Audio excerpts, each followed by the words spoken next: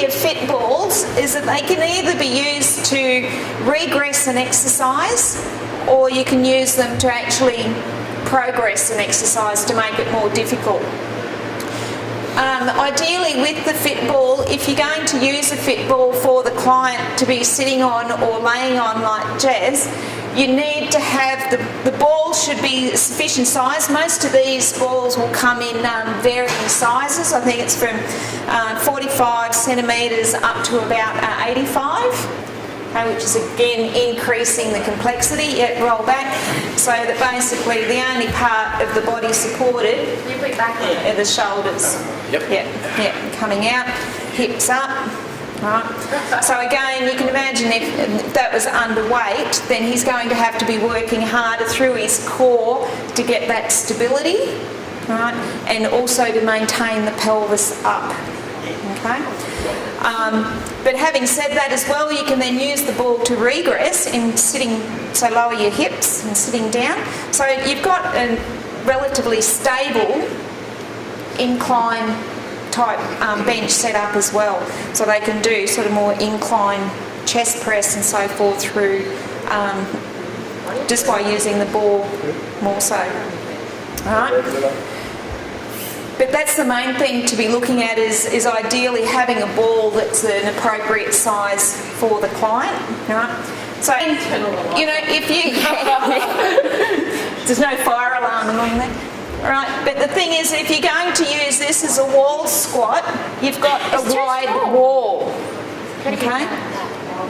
Yeah, so that the clients are not necessarily going to have... If you put it on just a narrow little pole, they may actually roll off. Yeah, right. Again, you can use the ball for oblique crunches. So I generally get the clients to put their feet against the wall for stability. Okay, hips onto the ball so that they're actually over the ball and coming up. Okay, so you can use them for the oblique crunch as well. Right. Who hates legs?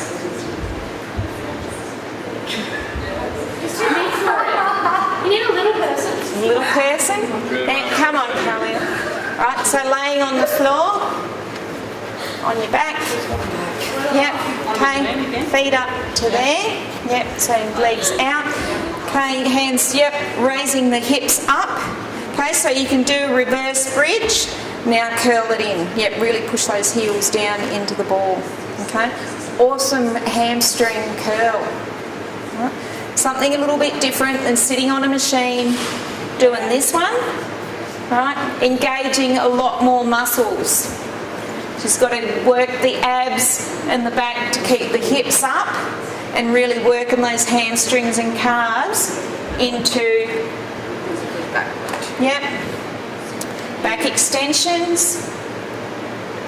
Right. For someone who has lumbar problems, I really like the one that Jess showed first, okay, where the actual legs are coming up as opposed to the actual back. It's